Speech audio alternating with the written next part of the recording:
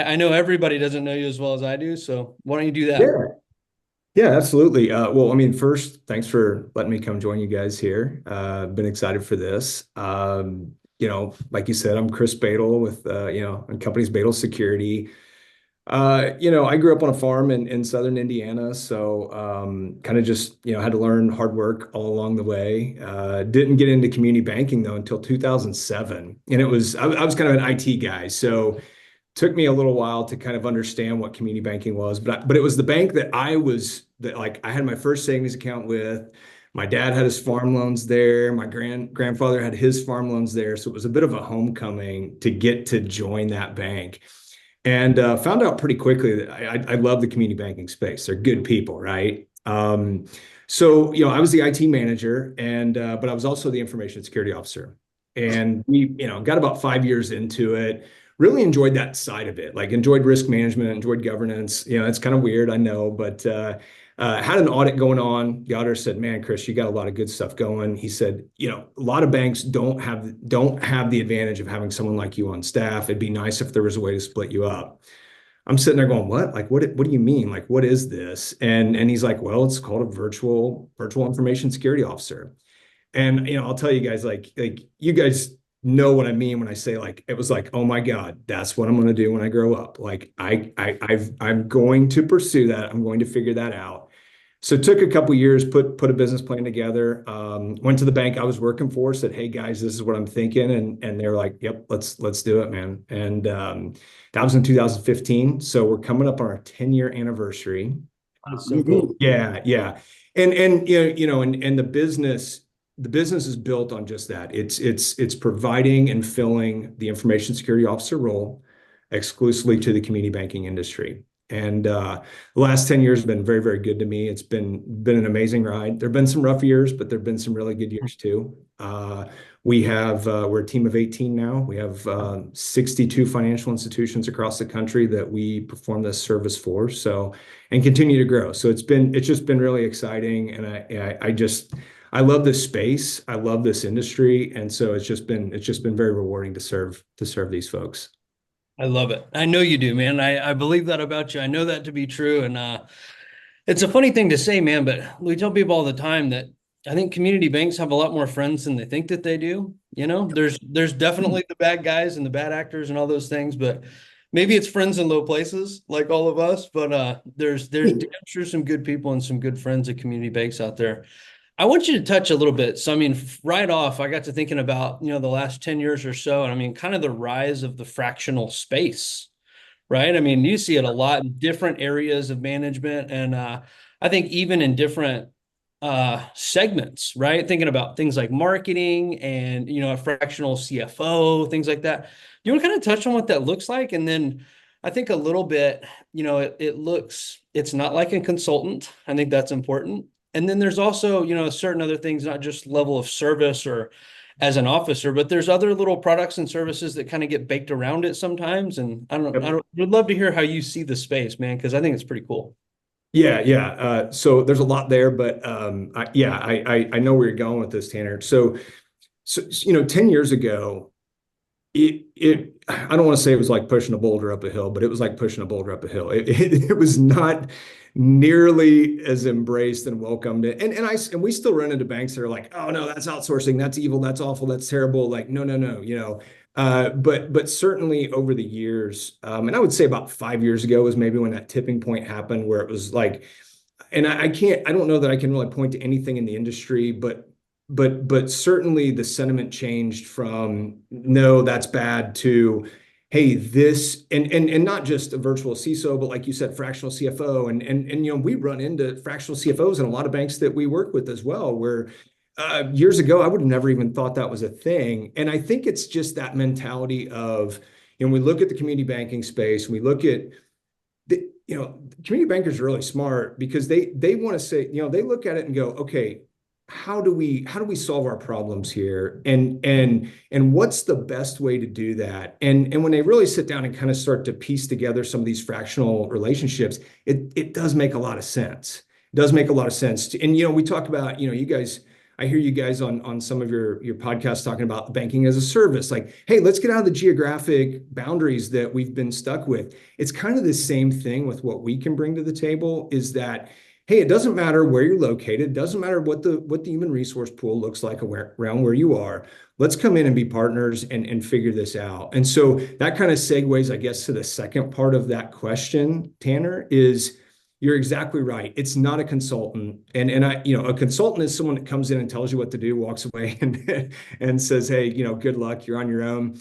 A really good virtual CISO or any fractional role for that nature is going to come in and really sit on the same side of the table as you. They're going to be a partner. They're going to work with you. Your problems become their problems.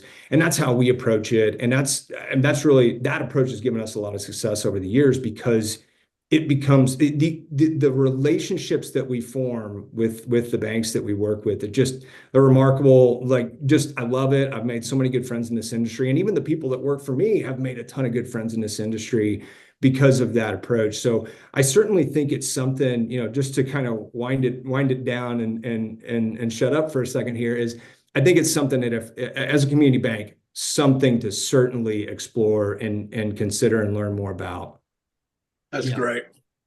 Yeah, I tell you what, guys, I mean, I'm kind of big on community banking. And I think what you said about, growing up on the farm and hard work, boy, I tell you what, there's nothing that'll make you want to get out of, or get into banking a little bit more than working your ass off outside every day, sweating, going, gosh, I wish I was a banker, right? And then you get into banking and you're like, man, maybe you got to go back to the farm. But and then you become a FinTech Cowboy and do both. Right, there we go, man. You guys get the best of both worlds. That's great. That's perfect. But what this is all about, I mean, I kind of preach this to death with everybody, is it's finding ways to make more money. When your community bank is super profitable, nobody's even talking about getting out of community banking. And I continue to pound the table that we're not dying, we're shooting ourselves in the face. We continue to just say, well, I can't figure out how to make enough money, so I'll sell the bank. That is really pretty weak when you get right down to it. And I've even gone out on a limb at our conference last week and talked to people about stop congratulating people for selling their bank. They're hurting America, And actually, this is really good. What he said was, how do we get so angry when a credit union buys a bank, but then we congratulate a banker for selling their bank? He's like, isn't it the same thing? And you could tell it was like everybody looked around like, oh shit, good point. Yeah, I literally said to the crowd, who gives a shit who bought the bank? We lost the charter. That's the key that we all should be concerned about. And if you want to keep your charter, and here's the other thing, guys. I mean, how many charters do you lose before you get to a point that you realize it's really hard to get a new one and there's not that many left and they become super, super valuable? Okay. The guy right up until that moment is the dumbest guy in America. So don't be the dumb guy, right? And I think if you find a way to, how do we do this and make more money? What you're talking about, Chris, is absolutely perfect. I mean, I don't care if it's BAS, I don't care if it's securities, fractional officers, I don't care if it's trying new ways, dropping geography, make more money. We can show you how to do it. There's so many ways. And people like you that have figured it out and actually bringing it to the banks, man, hats off to you, buddy. Oh, man. You're really talking about scaling the operation without having to scale the balance sheet, right? It's pretty cool. Yeah, it is. We hear banks say that, you talk about, okay, well, we can't find the people. And so we're just going to have to sell. Like, that's a terrible excuse. Like, that should not be that logical connection of, oh, we're in a rural area, so we're just kind of riding it out. I hate when I hear that. And I would say just, don't make that automatic conclusion. Me too, man. I tell you what, I can't tell you enough. So this kind of leads us to a segue here of bankers helping bankers. Why did we start bankers helping bankers? It's because that, hey, I don't know how to solve that problem. Well, pick up the phone. Okay, well, who can you call today? You can call your association who probably doesn't know, and then you can call a consultant who's like, oh, I got the answer. Sure you do, buddy. You're doing such a great job to get us this far. You needed somebody that really is an expert that's not going to charge you anything. And this is something I want the whole world to hear this. When Chris found out about bankers helping bankers, first guy pick up the phone and say, I want to donate. How do I do that? Hell, we hadn't even thought about that yet. We hadn't got that far. And he's like, don't have a lot. but I'll give what I can. And here's what I like to do. And literally would not take no for an answer. And was the first sponsor, the very first person to put $1 on the first table guy to help community banks, and no other reason. Didn't want anything from it. That was a long time ago. And to have you on here now, sorry it took so long, but man, you deserve so much credit for being a beginning part of starting a movement now that has gone across the whole country. It's absolutely it's insane. When somebody says, I don't know who to call, bullshit, you don't know who to call. Dave, I've got goosebumps right now. I'm serious. Like, I actually didn't know that until not long ago. Matthew Smith had told me. I thought I was just, I saw Christopher Wilson post on LinkedIn about it, and I'm like, wow, this guy is very heartfelt. Like he's into this. Like he's bought in, like we are. Like I'm just gonna see, like, hey, what can we do? And like you said, it was kind of one of those. I almost felt a little I was a little embarrassed by the number that I kind of said, hey, here's what we can do, and like you said, he was kind of like, no, Chris, no, please, like, no, we're gonna get, we need a lot of money. And I'm like, hey, look, this is what I want to do. And the thing is, though, it's one of those things. It's like you put out and it comes back, right? And it comes back tenfold. And just just what you guys have done. I mean, IBAT, Bankers Helping Bankers. I mean, the relationship's just been amazing for us, and just having these conversations and what you guys are doing. I mean, and what you're putting out in a podcast every, whatever the frequency is. It's amazing the information you guys are putting out there, and I am humbled to get to be that first guy. I can't believe it. It's pretty incredible. Yeah, we've grown a lot since then, but up to that point, I mean, I was just pouring money out of my own pocket to try to grow this thing and get it going to where people could actually have just a community. And frankly, I mean, this is crazy to say, but credit unions have always just been really good at this. And you watch the bankers, and we're not very good at this, and we ought to be way better at this than credit unions are.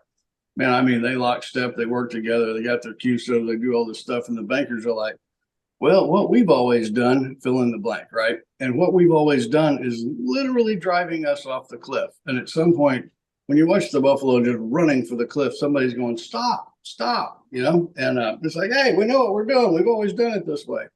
That needs to change. And that's really what this whole thing is about, is just stop and think for a minute what we're doing. And is it working? And if it's not working, and I think the numbers bear that out pretty easy, that it's not working, that another thing, there needs to be a change. Another thing that's not working, to get a little more in your realm, Chris, security, just in general. I've had a bunch of these conversations when you talk to people behind the scenes, especially in the vendor crowd, right? It's like, we're going to put a new chip in a card, or we're going to do this, or we're going to do that. And I'm like, so did it work? And they're like, no, it's worse, or like, maybe it was in lockstep as before. And so I had a guy tell me this other day, and it was one of those light bulbs where I think I've heard this before, and I was just too stupid to hear it the first 50 times. They're like, technology, as much as we can adopt for the purpose of security, the bad guys adopt it better and faster than we do. Right. Okay. And so I've just kind of been in this funk since it was a payments guy I was talking, and he was the one telling me on the chip card. He's like, that was like a break even. We didn't really get any security gains there, And I mean, I'm just sitting here baffled and kind of like, ugh, where do we go from here? So good luck, man. There's your tough question for the day. Where do we go from here? It doesn't seem like we're doing really great. I don't see a lot of, right? Do we just have to get better, invest more, et cetera? Is that the answer, or is there an answer? Well, you can't say I don't know, because you have to have an answer. So I hope I didn't crush you. I'm sitting here a little time. I don't know. I mean, Tanner, we get that question a lot, and it can be really easy to almost like feel like, man, this nihilistic, almost like, hey, we can't win. Like, what are we doing here? Like, the thing is, though, the reality of it is, it's never going to go away. Like we never can just be like, oh, we won. right? Like that's never going to happen.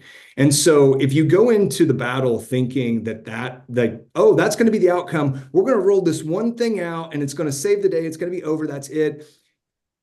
You've lost right from the start. And so I think changing that mindset of, look, this is day in, day out. The bad guys are going to make changes. We're going to make changes. There's going to be this constant battle that we're fighting, and we can't lose hope. We just If you're can't. still in the fight, you're not dead. I got you. What's that? I said, if you're still in the fight, then you're not dead, and that's a form of yes, victory. yeah, perfect way of saying it. And so, like if someone's looking for the silver bullet, it's really tough to do that. We preach more along the lines of like, let's put good leadership in place for the overall cybersecurity program. Let's put good repeatable processes in place that are centered around risk management. And if we do those two things, we can ingest a lot of changes and make decisions on an ongoing basis. And that's what it's always, I mean, that's just the reality that we're in, is it's always going to be this constantly moving, constantly changing landscape. Probably not the answer that a lot of the listeners want to hear, but it's kind of the truth. That's great. I mean, when you get right down to it, guys, we've had a real radicalization, everything from forcing EVs down your throat to this and that and everything, and we've got a change of administration, which seemingly is way more open-minded to innovation and cool things. And one of the things that we've been harping on is that innovation, love it. It's awesome. But when we went to a fast forward digital era, we weren't prepared for that as a country, as a banking industry or anything else. And fraud changed. Fraud has a new avenue now. And as fast as we continue to radicalize change, right? 1033, 71, all the rest of these things, as fast as we can go. If somebody will take a pause moment and let everybody catch up just a little bit and quit trying to change everything so fast. And again, I love innovation. I love that part of change.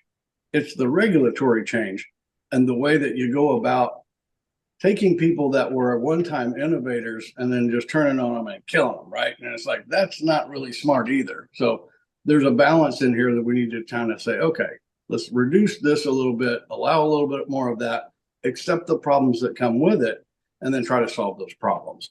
And so I think this age of radicalization is kind of coming to an end.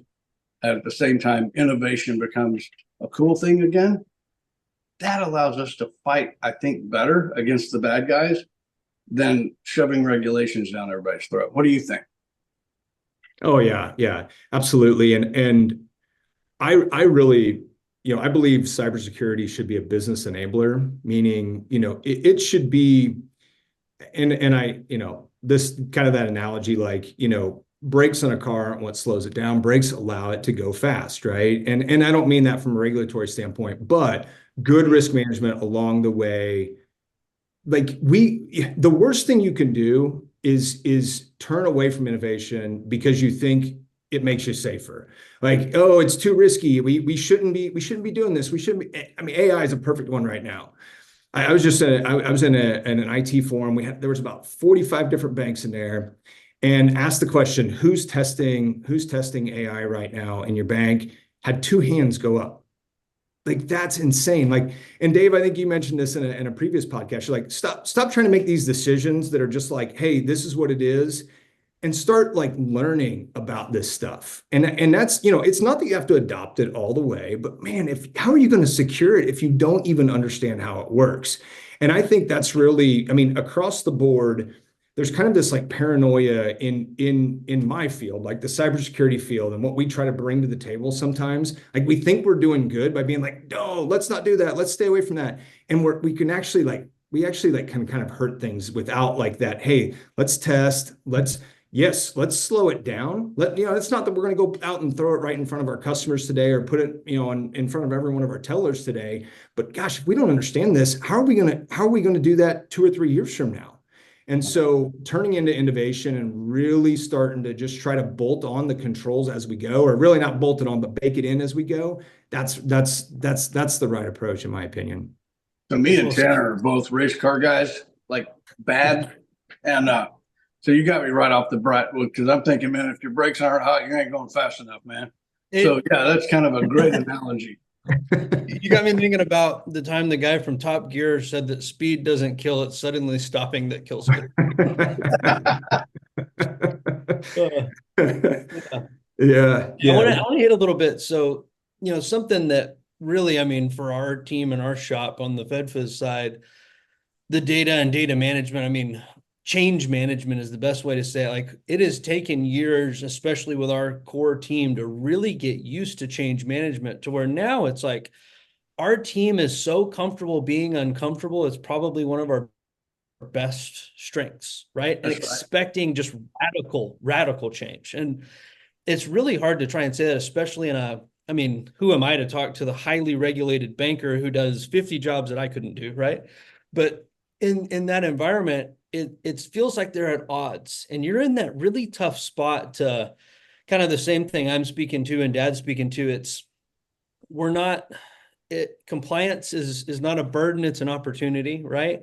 It's risk management, not anti-risk. And then at the same time, it's like opportunity, innovation. I mean, you're at the point where all of these words just smash together and explode, right? Like I could see you in a bank being the bad guy in every single meeting, right? Because you're yes man, you're no man, you're just right there, almost like compliance, where it all smashes together. So I can see kind of where you're going here of operationalizing and building a structure and a process to manage that is as meaningful as any answer could be or any question could be, right? But you want to touch on that some more? I mean, what does it look like, right? I mean, you have to run into stuff every day that would blow the rest of our minds. Well, yeah, maybe not blow your mind, but it's certainly you nailed it when you're like there is a constant tension, but tension is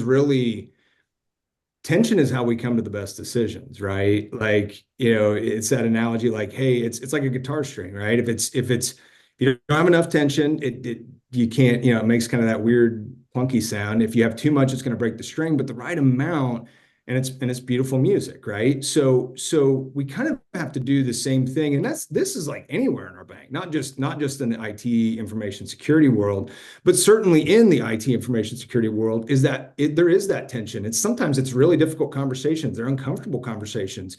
But that doesn't mean, we can have those as adults. It doesn't mean we hate each other when the conversation's over. And when we go in and we actually have those, hey, look, this is what I think, or I'm worried about this. Certainly, that conflict leads to those best, the best decisions. Now, as far as, how like the X's and O's of that, I mean, we can certainly dive into that. I don't know if I want to take, it really boils down to how do you manage that risk? And again, I don't know how much you want to know about that, Tanner, but I'd love to share if you want to know more. Hey, one of these days, I would love to drink like 6 beers and just let you bomb on me. I know that it's one of those worlds, man, that I've been involved enough through the digital and all the other parts and pieces that you have these conversations, and I've known enough and learned enough to know what an expert looks like, to know I'm no anywhere near an expert. But it's one of those areas, it's a lot like reg and compliance where, man, I am so much better than I once was, but still I feel probably more in fear than I ever have, right? Because you have such a respect for the space, and your area is one of those areas where it's like, man, you have a lot that's under your purview to have to think about, and hopefully nobody else ever hears about, right? Because you've planned and you've thought for it and managed for it, right? That's such a weird role to be in. So hats off to you, man. That's really perfect, is that if you're doing a great job, nobody knows it. You're invisible. Yeah, If Dave, you're leading the meeting, it was an oops, right? That's yeah, not that's yeah. fine. Yeah, and it can, so we do run into that from time to time where I have a great team, I have an amazing group of people around me, and they make it look really, really easy. And we've had some of those where the relationship gets 5, 6, 7 years in, and the bank's kind of going, yeah, this doesn't look that hard. Like maybe we want to take some of this back in house. And we've had some that have done that and came back and said, no, you guys, yeah, just please keep doing. And I don't mean that as necessarily like, it's not, hey, we were right and they were wrong. It's more about, to your point, when it's done well, there's not a lot of drama to it. There's not. You're too nice, man. You're way too nice. That's like ultimate I'm ROI. going with, he was right, you were wrong. No. Hey, I want to ask you for out of time, man. What else do you have your eye on? Just look, because you're one of the few that knows your landscape like you do, which is a landscape that the rest of us, and I mean, I'm probably up there as somebody who if somebody had a question in your realm, they might get to me saying, "Hey, what do you think?" And I'm a long way from an expert, right? But compared to the average person in our industry, okay. But you see and understand the other parts of our industry, right? Be it the technology or some of the trends and everything, the regulatory, all the parts and pieces. What are your eyes going to that, what are you thinking about or looking at what maybe the rest of us might be missing? Yeah, great question. Certainly, so there's some exciting stuff. There's kind of some boring stuff too. But certainly when we look at artificial intelligence, I think getting our arms around that, there's just a lot of uncertainty in what Microsoft is telling us they're going to do with the data, what OpenAI is telling us they're going to do with the data, what Google's telling you. So there's just going to be a lot of navigating with that coming down the path for sure. Does your hack go more to risk or opportunity? Well, I think there's more opportunity than I mean, just even the way what we do and how we do it. We're asking ourselves like, what can we utilize to start to power some of our decision making, or just if we see this and this, is it telling us that this might be coming down the path? Like, there's a ton of potential in our space, even of just decision making or even forward projections. So certainly excited about that. I think the boring stuff is third-party risk management, or what we used to know as vendor management. We are all collectively going to have to get a lot better at it, because the industry keeps going in that direction where I mean, just even take for example what I'm doing, right? Like, that is another vendor that's now in the mix. And so I think if we look at, not to get too much on the BaaS FinTech world, but you look at the last summer, damn, there's some third-party risk management that should have been going on there on both sides of the aisle. And I think as an industry, what's enough, what's too much, where's just right? How do we build that out so it's a risk-based third-party risk management program? I guess I'm saying that correctly, but yeah, so that's kind of the exciting and the boring side of the aisle, but certainly things that are going to continue to grow in my mind. That's a really good thought. We've seen a lot. I've been absolutely shocked, and it's really come up this year. How much sort of, maybe I wouldn't call it like systemic tidal waves, but damn sure systemic ripples that have been fourth party. Somebody sunset some old thing nobody's ever even heard of. And I'm like, I think I bumped into that once when I was like 19, and dig into it. And it's like, half the planet has one of these things, and it's behind a reseller, behind a white label. And it's like, they're going to do what with that? That's going to affect a lot of stuff. And I mean, contractually for a lot of banks, that might have been fourth or even fifth party in some cases. And to your point of the vendor management or risk management world, we need to have visibility of that and manage to it. It's messy. So I'm seeing that's a really good call out. Messy is a very kind word for what I mean, I'll tell you, it's messy enough. I've had, I take these calls and it's like, I can run you out in a hypothetical as far as I can dream, which is probably with the data, I have visibility farther than most people will be able to see. And then it just turns into chaos. I don't know what happens after that, but it is messy, And so that's a really good call out. You got my wheel spinning there. Yeah. Good. Thank you. Hey, Thank you. I want to give you just a minute, man. Oh yeah, go ahead. I was going to say, I think in that conversation of third party, I think it's a massively misunderstood space that there's so much that's on somebody else's paper. There's also what constitutes a real third party. I'll give you a great example. I mean, it's when we sit down and talk about, my online, my mobile. Okay, well, now let's talk about something like Synapse. Okay, which one of those are third party, or are they both third parties? And which one is one you really need to watch, and which one maybe you don't? And which one is provided by? And you get into a case of there is a certain element of, okay, let's just say it this way. You have to have 3 references to get your first one. How the hell did you get your first one? Yeah. How did this industry get here? If you Yeah. have to be born, yet the industry is still here. Maybe somebody knows something, Yeah, right? rock, paper, scissors, man. It happens somehow. And Yeah. so there's a little bit of a gamesmanship that goes on. And in the discussions that go on with the regulatory people, they're not involved in this side of the world very much. And so to them, I think there's an element of magic. And then when you unlift everything, it's like, oh, we have to go kill that. You should have never let that get started. Other things you're trying to kill, you probably shouldn't. Yeah. And so the visibility on that is where I think this whole issue on third party really goes, is a better way for everybody to understand what we should do versus what we should never have let happen. And it speaks so much to you, Chris, that your mind is there. And to your point of the Right. board that everybody should be thinking of, it says a lot to the visibility that you have and how important your spot is, man. So hats off to you on that. Welcome to the I'll hot give you a seat. second though. Final thoughts, man. Anything else that's on your mind? Could be race car driving or anything at all, man. Whatever's on your mind. I wish it was race car driving. I'm not as exciting as you guys. I kind of, I will say though, we wrote a book, or I wrote a book, and published it a year ago. It is on the idea of the virtual CISO. So it's it's an FAQ, very easy read.